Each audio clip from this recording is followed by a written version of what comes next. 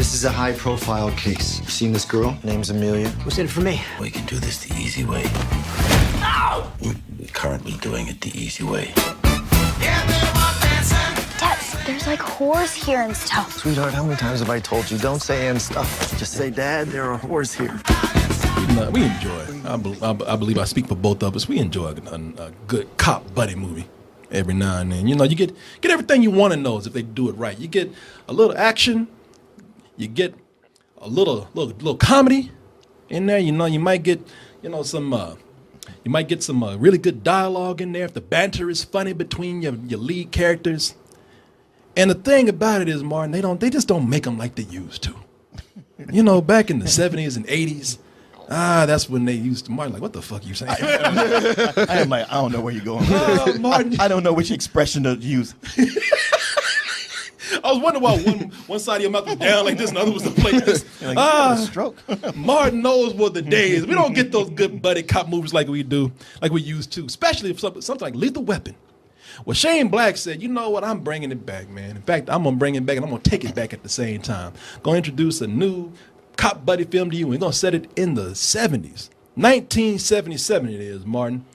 And we got Ryan Gosling.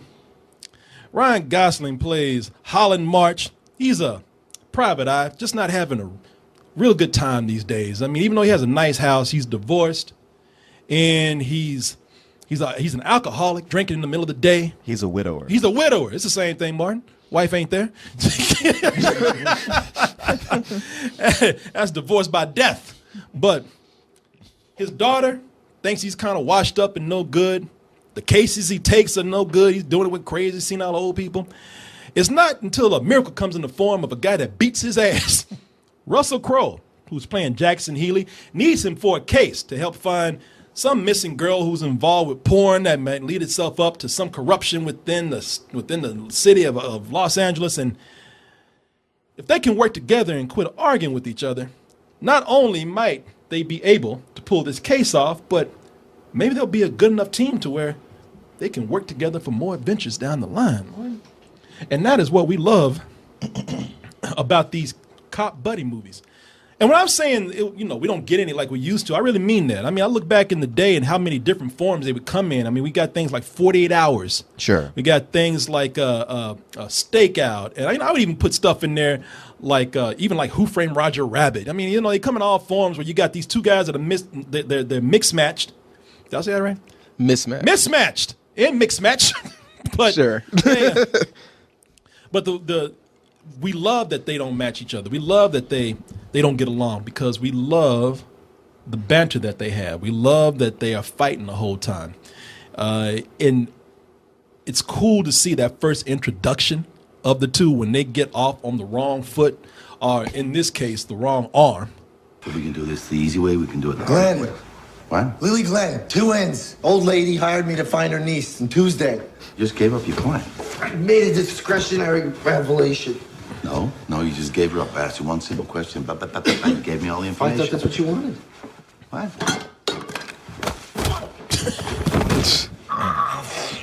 Now, I'm very sorry that you didn't get the message. I get it, I dig it.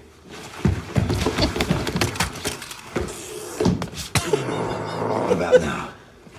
Give me your left arm. Huh? Your left arm. Give me your left arm. This one. No! Yeah, come on. No! All right, look, when you're talking to your doctor, just tell him you have a spiral fracture of the left radius. No! No! Deep breath. Everybody in the theater was like, Oh, shit.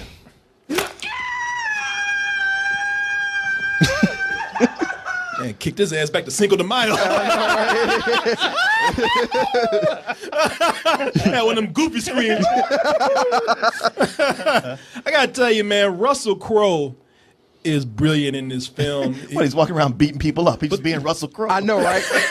You don't have cell phones this time. It's 1977. I know. He actually has to use his hands now. He can't find phone books and phones no more.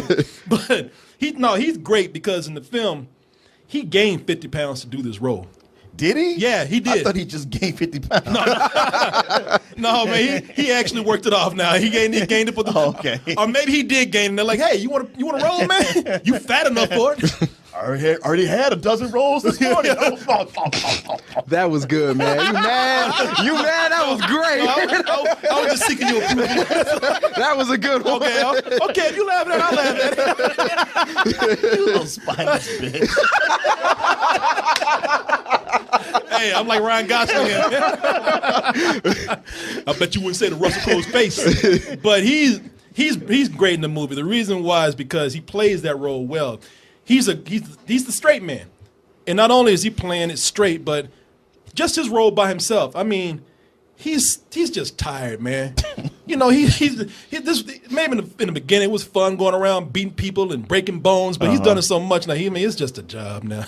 Well, he's one of those characters. We were talking about this the other day, or I guess on yesterday's show, where you get these actors who are older and they're badasses, and they aren't the ones doing all the running, doing any kind of tricks. They're just like, look, I'm just here to be efficient and get the job done. Yeah, exactly, and that's his role. I mean, he's just a few notches above Ryan Gosling. I mean, he's trying to look down on him, but yeah, he's down and out too. He's down and out and living in a shitty apartment above a comedy club. He's got no license.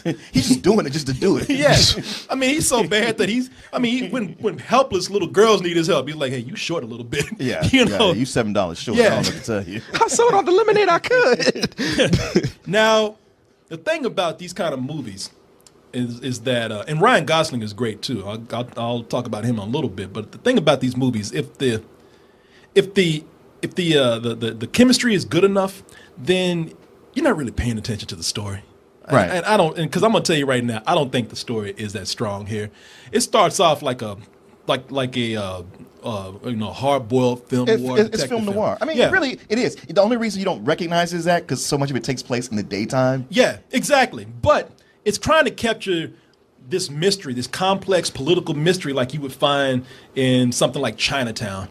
And it starts out cool because that's the way we like to see our detective movies start. But as it goes along, the more these characters start describing what's going on, I'm like, I don't know what the fuck you're talking about. I don't even care because I'm here to see these two guys. Like when you have this actress right here, played by this character, Amelia, the girl that they're looking for, who's played by actress Margaret Qualley. She starts describing what's going on like halfway through the movie, and I'm like, I don't give a shit about this. Would you mind starting from the top? Okay. I made a film with Dean, my boyfriend. And the idea was that we were gonna, make this experimental film, an artistic film. Porno film. That's just the commercial element, okay? Okay? Sid said we had to have that. Calm and your the ass reality down. was Right? we were getting our message out there. And it was all in the film. Names and dates and everything. Everything that my mom was doing. And once it was out there, once it was in theaters, there's no way that they could suppress it. I'm like, okay, I don't give a fuck about any of this right here because as far as I'm concerned, Russell Crowe and Ryan Gosling, they're good enough to overshadow anything in this movie. It's almost like if it was happening, whatever story's going on, I wouldn't be paying attention to it anyway. And the reason why their chemistry works is not just because of their banter. The reason why it's so important to mention Russell Crowe as a straight man is because Ryan Gosling is not only a great actor, but he's great at physical comedy, man. Well, you know what? Because he's one of your pretty boy actors. You don't expect him to put himself all out there, and he does. No, he does. And this character is very complex because when you look at the trailers, you go like, okay, he's an idiot, he's a big fuck up, and then when we get started, you go like, oh no, he's actually, for the most part, he's actually very competent.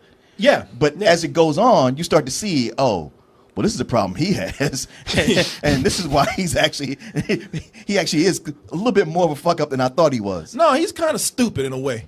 He's kind, he's not completely there. He's efficient, but he's not always effective. But Ryan Gosling, being the pretty boy that you say he is, not afraid to compromise, his good looks to be, the His dumb dignity. guy. His dignity. He's doing a scene. He's doing physical comedy on the toilet, taking a shit, being threatened by another guy, and looking at Ryan Gosling's not only just physical comedy, but his timing for it, what he can just do with a simple toilet door. Right. I thought that was brilliant. March, Jack Ely, don't get upset. I'm not here to hurt you. Just want to ask you a question. Hey, sit down. How stupid do you think I am? Ever since your little visit the other day, this little baby's gonna stay right here.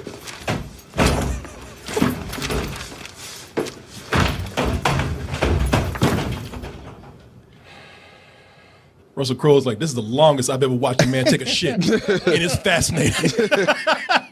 You know, both these guys are kind of. I mean, look, I'm not saying that they are dumb, but they're a little bit sometimes on the slow side. And I'm not saying that they are like they can be competent guys if they want to, but one guy, you know, he's drinking all the time. Russell Crowe is so used to using his fist so much that he's kind of dumbed himself down just a little bit. When I was watching this the whole time, there's no bullshit. I was like, what do they remind me of? And it made me think of that show. Do you remember that show, Two Stupid Dogs? Yes! Oh my God, yes! Are they? That was in the back of my head too, but I couldn't quite pull it to the front. If you look at them, like the way Russell Crowe talks and the way how jittery and frantic Ryan Gosling is, they're like two stupid dogs. Are you 18? You know? I was like, man, that's when I got home. I'm like, those two characters right there. I looking at those two characters and seeing how, like, if they just work together without having their own little quirks come in, they could be dynamite. And that's why I love the girl in this movie, the actress that they have here, the daughter who's played by Angry Rice. What? Her name is Angry Rice. Angry. It's Angurie. Angry. Angry. I don't know. Anyway, this named their child this chick Angry right Rice. here. Yeah. Angry Rice. It's like a bad translated Chinese menu. I know. Is that the sequel to Angry Birds? Pork with Angry Rice. That's some racist shit, but that was funny. But this girl right here, man, is cool because she's 13, and she's kind of she's not only the like the moral part of the movie, but she's also kind of strong. In between, with these two guys just screwing around and everything, She's like, could the two of y'all get your shit together? Get your shit together, and she's she's the one that's actually kind of the smartest out of all of them. I mean, she's the one getting clues for them when they out there fucking up. She's like Penny from He's the guy who beat up my dad. Inspector Gadget. Oh, sucker punched your dad. Big difference. But don't worry. He just did it for money. You beat people up and charge money? Yeah. Sad, isn't it? That's really your job? Yeah. No way. Yeah. So, how much would you charge to beat up my friend Janet? What? How much you got? Well, he wants that money too. Y'all think he's playing? Yeah, I need every bit of cash I can get these days. Where that little girl at?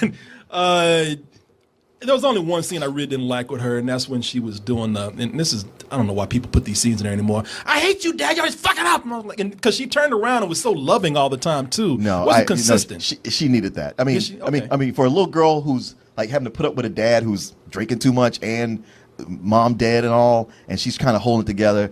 It only made sense for her to have a scene like that. Okay, all right. I'll give you that, Martin. Shit. All right. It would have been unrealistic for her not to have. Yeah, no, I hear what you're saying. I would say, besides the story being just kind of scatterbrained and everywhere, the only person what y'all feel about Kim Basinger in the movie? Well, she's never been a good actress.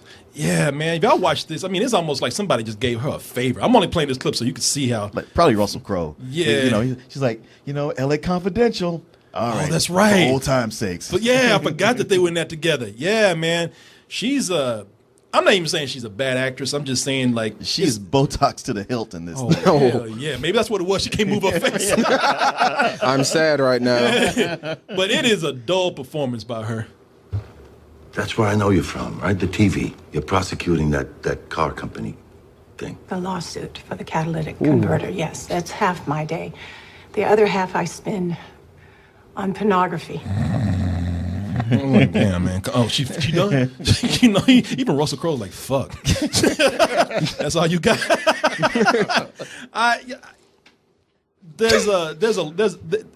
For a movie where the only two things that are really that I believe that are really dynamic, the things that get your attention are the two guys. There are other things going on too that you might not notice because you're being distracted by these performances.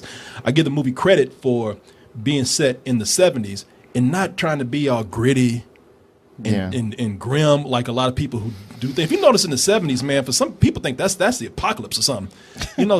People think that the 70s means grittiness. It means it has to be, it has to be dark. Well, people, they also had this idea that like, oh, when I look at film from the 70s, it looks cloudy and degraded. So the world must have looked that way. Yeah, it's always cloudy and shit, and not here, man. I give it credit to this movie that there's it's a colorful film set in the 1970s. It feels more like it's 1977, and it feels more like the swinging 60s. You know, it feels like a 60s film. The cinematographer here was able to make it a lot of fun with a lot of vibrant color, and that really adds to the fun of the film itself. It's almost like a combination of the 60s and the 80s that they combined here. That's kind of what the 70s were. Yeah, and you know what? And it captures the feeling of disco. I like that they put Earth, Wind, and Fire lookalike band in there. Right. Like they went to a party where Earth, Wind, and Fire was playing and actually had them on stage. Really like Dirt, Air. Dirt, Air, and Embers. They were singing Boogie Wonderland. It was okay. It was actually no, it was Earth, Wind, and Fire. In fact, the guy, you remember, he don't I look like Earth, Wind, and Fire when he got in front of the camera? Yeah. But I like this movie a lot, and I was thinking at first because I wasn't interested in the story that I would give this a lower rating, but you know I enjoyed this for just the sharp writing and just for those two actors alone. I would love to see a sequel to this. I think that this is something that'll probably be a hard sell on a busy weekend like this. But if you get a chance, people, and you want a good laugh and you can deal with some of the violence that goes on here, which is not heavy. Sure. You know, but it is there. If you can deal with some of that, which Shane Black is known for, then I think you'd enjoy this, Martin. Oh yeah. I didn't know how you were going to feel about this, but I liked it a whole lot. I mean, it looked good from the trailer, and the movie delivers on everything it promised. And it's a Shane Black special. It's like if you like Shane Black movies. Lethal Weapon, Kiss Kiss Bang Bang, Long Kiss Goodnight. It fits in with those. It has so many of his earmarks, it's almost like a Coen Brothers movie, but not as artsy. And matter of fact, I felt watching this, I was like, this is the movie that Inherent Vice promised me to deliver. I was like, thank you for because I had that. I was like, I feel lacking because I was supposed to have something here, and it's like, okay, you gave it to me. Thank you. I can rest now. That's an excellent point right there. And the thing is, what he's good about, besides having these film noir story characters who play off each other, it's all the little moments in there where you've seen a lot of these movies, you know how it's supposed to go, but it's always that thing of like Ryan Gosling breaking into that little glass while wrapping his hand right there, but then he cuts the shit out of his arm. And almost passes out from bleeding to death on the steps. That's not how it works in the movies. Why he's narrating the story too, Yeah, I mean, it's constant moments like that. One of the gags that they showed, I know in one of the trailers we saw, with him and Keith David falling out of off a roof. Yeah. That shit was, even though I'd seen it in the trailer, it was still watching it was just like, that's awesome. I came out of it going like, man, I really like that movie. I don't think I loved it, but I can't tell why. And I think it's because I just rewatched Kiss Kiss Bang Bang, and I go like, okay, what it is like it's really good. It's not quite Kiss Kiss Bang Bang, but still, it's up there. Like if you want a smart, funny movie that's also got crime and and action and characters that you just love to see over and over, I think you can't do better right now. Okay, what you give it? I give it a man. I've been stuck. I really been stuck. I think I'm gonna give it a low full price. Okay. All right, then what Mr. Goodwin I did not see this. Yeah, he wasn't there. Oh, okay. Rental. All right then. I didn't even give it my rating while I was thinking about it. It's sparse on the script, so that's why I was thinking about a matinee. But it's so entertaining, man.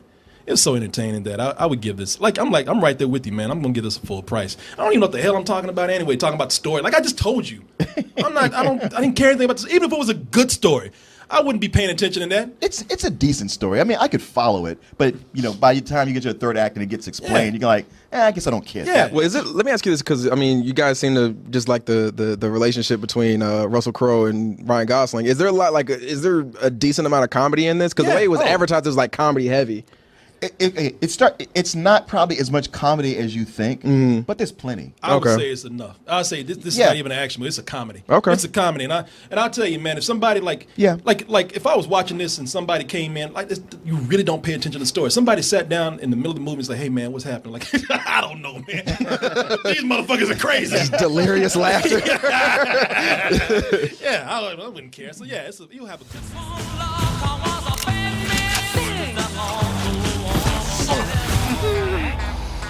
Weapons on the floor. This is not you. You're not a murderer. She killed 3 people. I'm saying deep down.